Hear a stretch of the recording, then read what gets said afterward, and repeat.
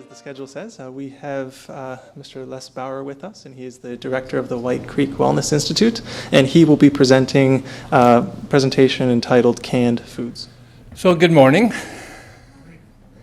I understand you got the DVDs from our last weekend's presentation. Good. And, the consensus of what we were trying to share with you is try to not get involved with so much of the processed foods and use more of the natural products.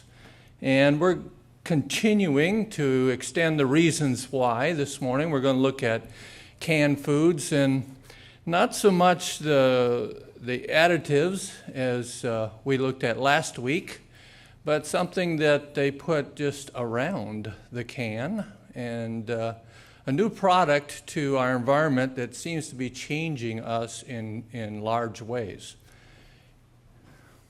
So that's non-dairy whipped cream. Of course, it's whipped cream that doesn't have any cream in it. So there are a lot of things that we are maybe consuming. We don't really know what we're consuming. Now, this morning, we're going to, like I said, look at another aspect. Let's start with cholesterol. Is cholesterol good? Well, of course it's good. It's manufactured by your body. It's manufactured so efficiently, and we need it, in right amounts for many reasons. Our hormonal production all comes from cholesterol. Our vitamin D3 comes from cholesterol. Cholesterol is good. The problem is if you're eating it instead of manufacturing it. So if you're eating something that has cholesterol, you're not getting the hormonal production from, you're getting some artificial stimulant here. So this is just a progression from cholesterol.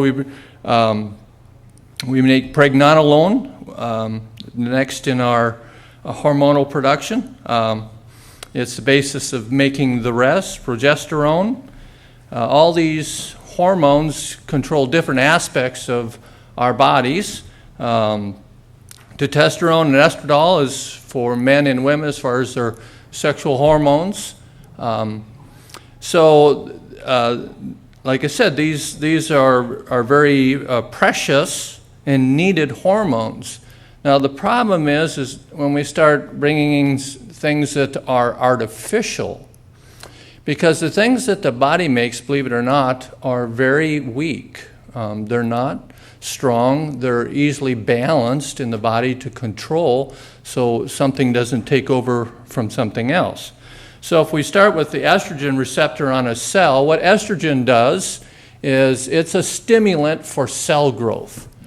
Basically, for a woman, she'll in her cycle, the body will produce estrogen and stimulate cell growth. So it'll make a pack. So when the egg comes down, if the egg is fertilized, it has a place to go and start all of this new growth for a baby. Now, if the egg is not fertilized, then the body will produce progesterone, balance out the estrogen, and the menstrual cycle will start, the period will start, and it will pass out. So estrogen, again, just keep in mind that estrogen is a growth or a cell stimulant. This is called xenoestrogens. Xeno means foreign. We'll look at that in just a minute. But xenoestrogens are 100 to 1,000 times more potent than the natural estrogen of the body. So way out of balance. There's nothing natural within the body to try to balance this out. And this is phytoestrogens. These are the estrogens that you eat. And these are very weak. They still fill the receptor on the cell, so that cell can't take in other estrogens, so they're a balancing. But they're easily controlled by the body, whether you need it or don't need it. The body can handle it. So the xenoestrogens or xenoestrogens. So xeno literally means foreign, so Xenoestrogens means foreign estrogens. Some of the 100,000 registered chemicals for use in the world have hormonal effects in addition to toxic and carcinogenic effects, which is cancer-causing effects. The field of xenoestrogens is new and only been in existence since about 1991. We're going to look and see where we get these from. The body's hormones are at levels of parts per trillion. However, many of the chemicals that affect the hormone system are routinely found in the serum after sauna at parts per billion. In other words, these chemicals that affect the hormone system of the body occur in 100 to 1,000 times greater concentrations than the normal human hormones. And this has drastic effect. It's having a drastic effect on our society. And one of the things that as you see here, they're able to check the serum after a sauna. Well, what the sauna does is it allows the body to release these chemicals. These chemicals are stored in fat. So if you're getting a lot of these chemicals and your body's not able to get rid of them, then it will produce fat to store them. So many times individuals that just can't get rid of their weight, they really need some cleansing. The body needs to be flushed out so that, and drink lots of water so the body can get these out and you will lose weight. Had a lady just a month or so ago that she was going to come to the White Creek Wellness Center and she wanted to lose weight, and I said she wanted to know what to do because she couldn't come for a while. I said, just drink water. Just start drinking about 3 quarts of water a day. And it was a month before she came, she lost 20 pounds. And all she did was start drinking more water. So the body could get rid of some of these chemicals and then reduce the fat of her body. So some of the xenoestrogens, like DDE and metabolite of DDT, may persist in the body fat for decades. I don't know if you remember, but this is one of the first xenoestrogens that we are familiar with, DDT. I don't know if some of you are too young to remember maybe, but in the 70s it was outlawed because the male eagles were becoming sterile.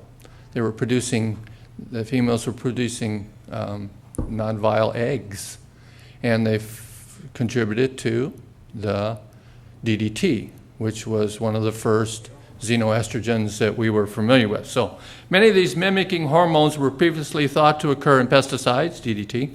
However, many of the newly discovered xenoestrogens are found in everyday previously thought inert material. So DDT was banned in the United States. However, worldwide production of DDT has never been higher. The United States produces more DDT than they have ever done in the past. In fact, DDT manufactured in the United States and shipped to third world countries. Then what happens? So, however, some of the medical doctors occasionally find DDT in the serum routinely following intensive sauna. So where's the new exposure to DDT coming from? The United States ships DDT to third world countries that's sprayed on their vegetables and fruit. This agricultural produce is then shipped back to the United States supermarkets, where Americans consume it. So in 1991, the United States exported 96 tons of DDT. So that's often what happens. Countries like Canada and the United States, we might outlaw something. But to get around it, then these companies go and buy large land-producing areas in Chile and in these other countries where the substance is not banned. They go down there and use it and then ship it back, and we still consume it. So plastics. Very common now is to walk around with a plastic drinking water bottle, right? It's very convenient. In recent years, we are just inundated with plastic. So at Tufts Medical School in Boston in 1987, these two gentlemen discovered that plastic test tubes thought to be inert contained a chemical that stimulated breast cancer cells to grow and proliferate wildly. So these new plastic test tubes cause their estrogen-sensitive breast cancer cells to proliferate, multiply and grow. Thus, they concluded that polynonylphenol acted like an estrogen. So let's consider this. First of all, what's a cancer cell? If I were just to describe a cancer cell, why is it different than a body cell? Well, a cancer cell is an unregulated cell. No rules, yeah. Every cell in the body is controlled. It's told when to divide, when not to divide. It's controlled by the body. A cancerous cell is a rebellious cell. It tries to grow and divide as it wants, and usually at much faster rates than the body. Something also interesting about cancer cells is they seem to not have a shelf life. Your body cells can only live so long. But a cancer cell, they have cancer cultures that they've gotten from the 70s that they're still using in labs today. Cancer cells do not seem to have a life expectancy. So these are cells that grow wildly by themselves. The body becomes their enemy, so now they have to hide from the body because the body would destroy them. As soon as it recognizes that they are no longer under control, the body would try to destroy them. So they cover themselves in protein, all kinds of things, and try to hide from the body and continue to grow. Now, plastics, for some reason, are an estrogen stimulant. They're the foreign estrogens. And if you remember on the little cells I showed you the receptors, well, again, 100 to 1,000 times greater than the natural estrogen of the body. So these plastics can feed these cancer cells who want to grow fast anyways. They can feed them high octane fuel. So one study showed that the food processing industry and packaging industry use PVCs that contain nanophenols. Another reported contamination of water that has passed through PVC tubing. Even a compound found in contraceptive creams, the nanoxynol 9, breaks down inside the animal's body to produce nanophenols. So breaking down to the chemicals such as those found in industrial detergents, pesticides, personal care products give rise to nanophenol concerns. So this is a study done in 1993 at Stanford University School of Medicine. Dave Feldman, professor of medicine, was experimenting with a yeast estrogen protein that binds to estrogen. They found that the polycarbonate bottles, which are plastic bottles used to hold drinking water, contain bisphenol A. From now on, we'll just call it BPA. So bisphenol A, they used the polycarbonate lab flask to sterilize the water used in their experiments. And the BPA nicely bound to the estrogen protein found in the yeast. This polycarbonate plastic is routinely used for giant jugs used in shipping water. So it says here the Stanford team found that only 2 to 5 parts per billion of the BPA was enough to cause the breast cancer cells to proliferate.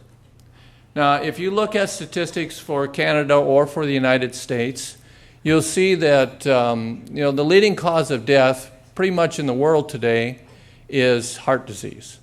Okay, so 25% of the deaths in the world today are caused by heart disease. But heart disease statistically has been coming down. Some education, different people becoming more vegetarian, but cancer is on the rise. It's on the rise. They estimate that cancer will overtake heart disease as the leading cause of death by 2020. So cancer is on the rise. There's something that is continually causing a rise in cancer. So one Dartmouth University study showed that plastic wrapped, heated in a microwave oven with vegetable oil vegetable oil, had 500,000 times the minimum amount of xenoestrogens needed to stimulate breast cancer cells to grow in the test tube. How much? 500,000 times. Yeah. More than what's needed to cause a breast cancer cell to start to grow a little faster. So that was vegetable oil, plastic, and a microwave oven. So I don't know about you, but I've seen a lot of microwave dinners that always have vegetable oil in them, but in plastics. Now, when it says microwave safe, when you're looking at plastic underneath it, say microwave safe, what does that mean? It means it won't melt in the microwave. That's all that means. Or dishwasher safe just means that it won't melt in the dishwasher. Nothing more. So 2 Spanish scientists at the University of Granada decided to investigate the plastic coatings that manufacturers use to line metal cans. Did you know that plastic is used in canned food to line the plastic cans? Sometimes when you open a plastic can, you take the lid off, you kind of see some powder on top of the juices on the can. Well, you're cutting the plastic as you're opening the top of the can. So the coating is added to avoid the metallic taste of metal in the food from the cans. These linings are present in about 85% of the cans tested, what they tested. In the study analyzing 20 brands of canned foods purchased in the United States and in Spain, they discovered the BPA, bisphenol A, the same chemical that the Stanford researchers discovered in about half of the canned food up to levels 80 parts per billion.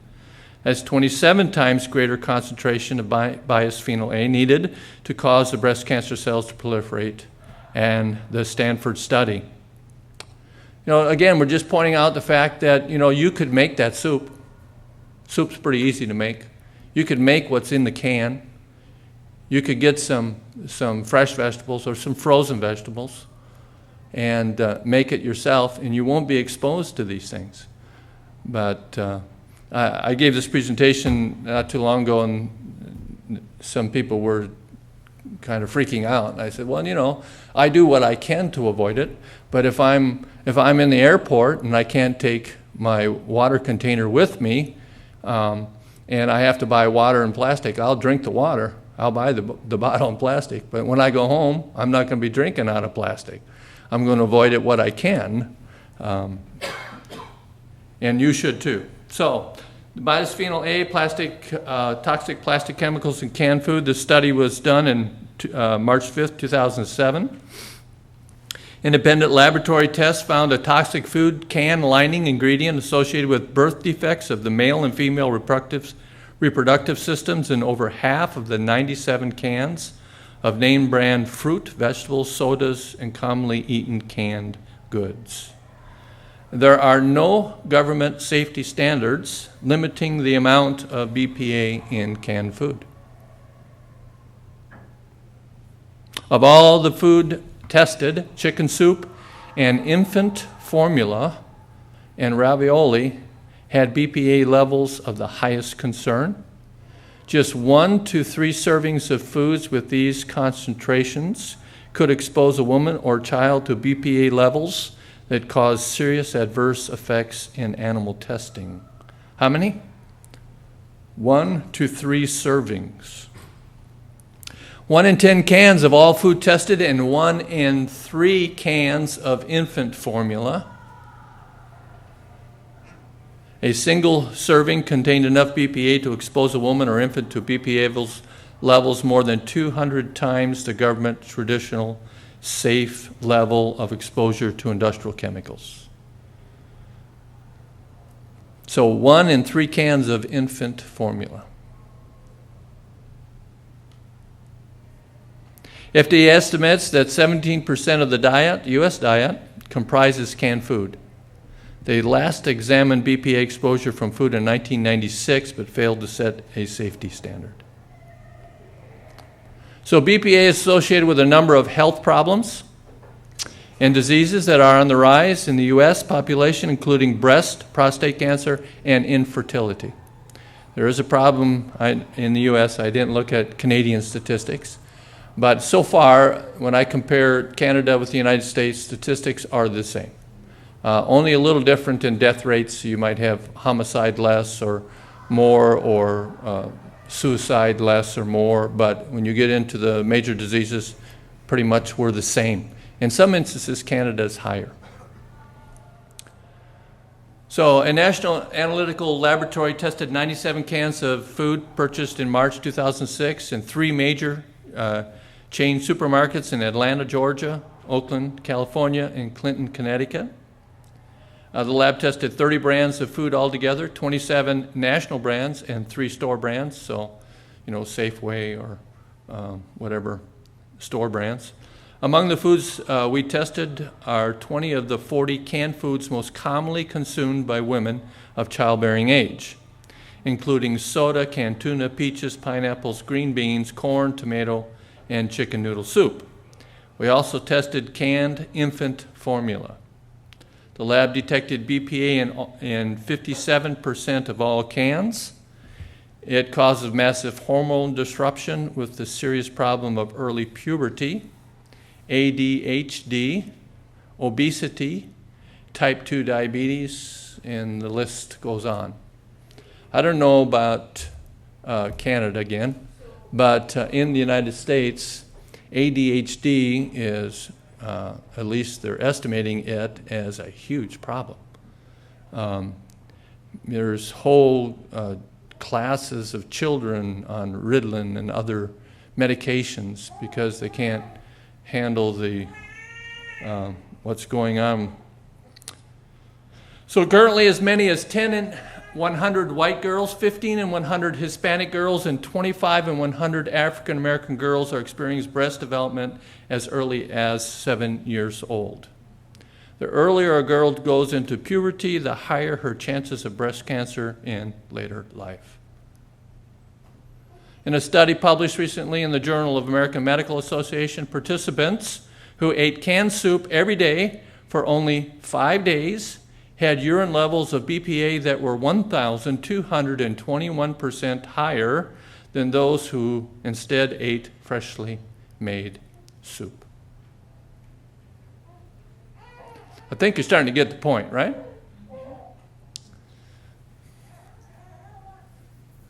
When you buy something in a can, when you buy something that's processed out of the store, they have to somehow figure out how they can keep that product as long as possible on the shelf so that you have a greater percent of chance of buying it.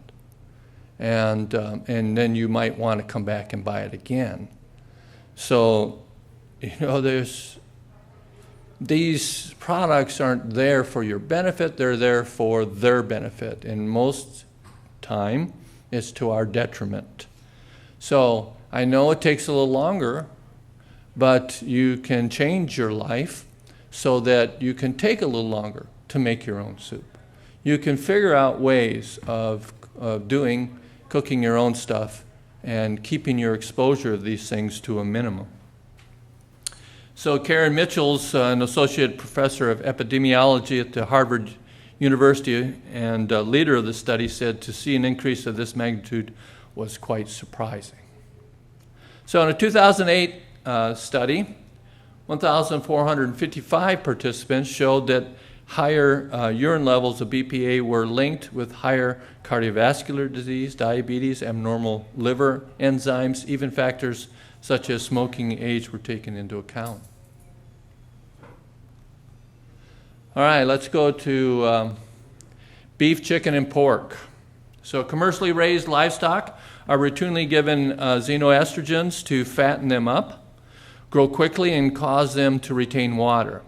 These results in greater profits for the farmer. It is an effective, cheap, quick way to fatten them up. I know that in the 1970s, I was working with a Dr. Charlotte Holmes, and we took care of a lady who was fairly obese, but she had blisters all over her body. And Dr. Holmes asked me, she said, "Do you know what that is?" And I said, "I have no idea." And she says, "That's arsenic poisoning." This woman ate chicken every day. They are allowed to give the chickens a certain amount of arsenic so many days before market, because it then causes them to retain water, and so they have a higher weight when they sell the chicken. So it's about money. It's always about money. So you know, what do they figure? Well, this chicken will only have a certain percent of arsenic in it, and an individual would use chicken maybe twice a week, see, or once a week on average. So they look at averages. They don't consider this woman that wanted to eat chicken every day. So then her exposure was enormous. So now you take these canned foods. You know, they estimate that the American population only uses 17% of canned foods. So they're not going to eat canned food every day for 4 days, but they get an exposure of, you know, 1,200% higher than if you didn't eat it and you ate just fresh vegetables. So they don't look at things like you would use them all the time, or that you would use this product, this product, this product, this product, and this product together. See? So now your exposure is from all of these things. So in the 1970s and 1980s, there was an epidemic in Puerto Rico of early puberty in girls as young as 1 year old, and even young boys who developed breasts, caused by meat and dairy products containing high levels of estrogen, xenon estrogens. In the United States, the use of estrogen compounds is now slightly better regulated, but it is still very much used and abused. So birth control pills contain a synthetic estrogen and a synthetic progestin to force the body to cycle in a normal manner, even though conception may have occurred and different hormone levels are supposed to occur. Many times what we see clinically is that it takes 1 year or more for a woman's period to become normal after stopping birth control pills. This is because the synthetic estrogens and progesterones in the birth control pills are oil-soluble and difficult for the body to get rid of. And they're also in such proportions that the body doesn't have a natural balance to them. And I know one woman that took 7 years to start her menstrual cycle after stopping birth control pills. So they have a strong, long-lasting effect upon the body. African Americans favor shampoos with clinically active high doses of estrogen. They also use them on their children. In 1998, Tyree, now retired, published a study of 4 girls, including a 14-month-old, who developed breast or pubic hairs months after beginning to use such products. So the symptoms started to disappear when they stopped using them. The year before, he published a study showing that some of the products used by his patients contain up to 1 milligram of estradiol per 1 ounce of shampoo.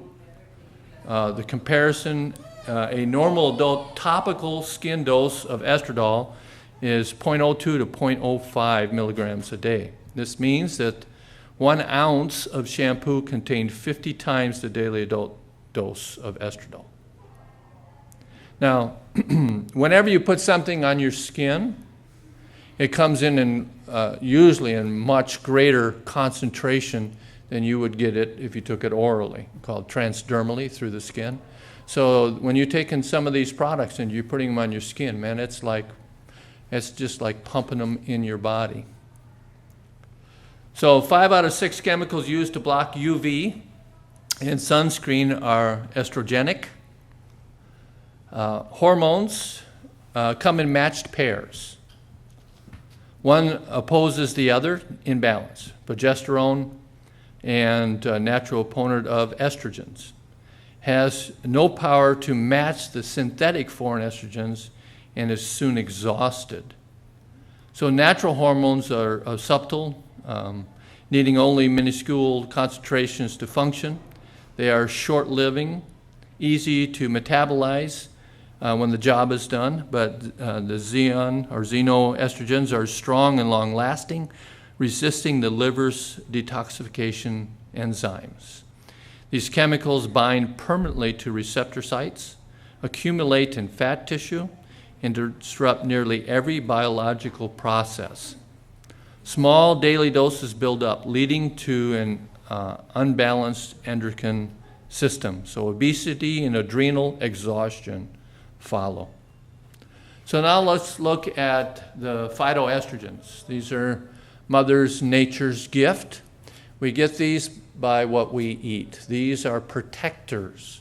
These help our body to balance out these estrogens.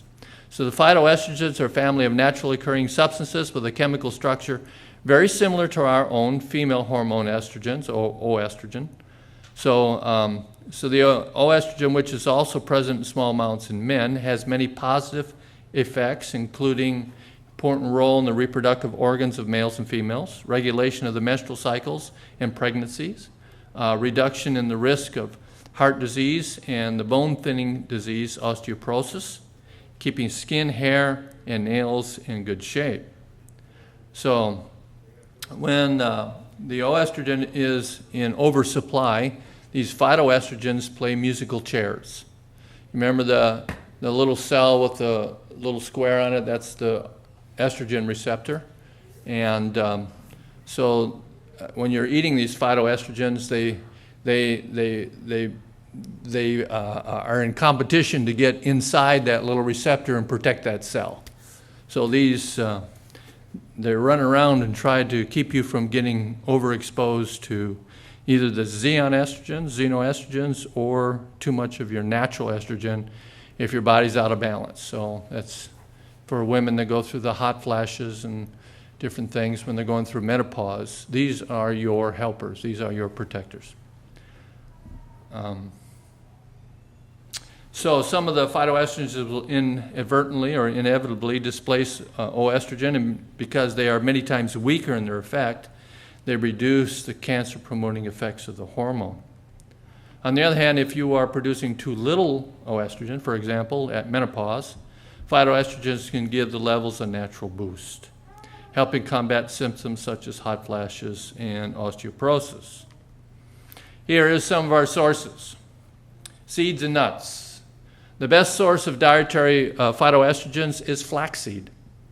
And flaxseed is beneficial in many ways. If you're having any type of a heart problem, flaxseed is your highest source of omega-3, your essential fatty acids, and they're a very high protector and good circulation producer because they're a diuretic for the blood vessels.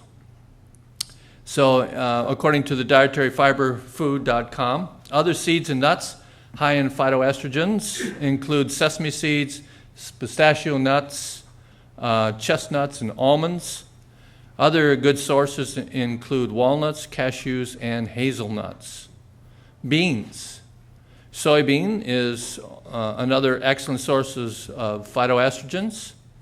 Other beans with phytoestrogen content are lentils and navy beans, kidney, pinto, fava beans. Humus made from chickpeas contains phytoestrogen, and split green and yellow peas are good sources.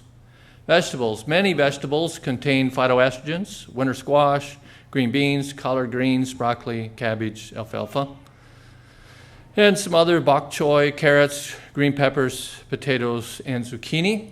Fruit.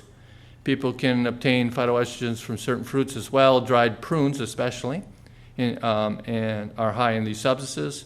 Other sources are peaches, raspberries, strawberries. And then grains, good source is wheat, rye, oats, barley, and brown rice. So that is our presentation for this morning. I hope you will take an effort to start limiting the influence of these artificial things in your life and get back to getting a little bit more from the garden or from the store that you have to process yourself. There is the amount of change that has happened to our society from the influence of just plastic is enormous. Now you add to this the millions of different things that are used in processing foods, and it would benefit well to leave them out. Thank you.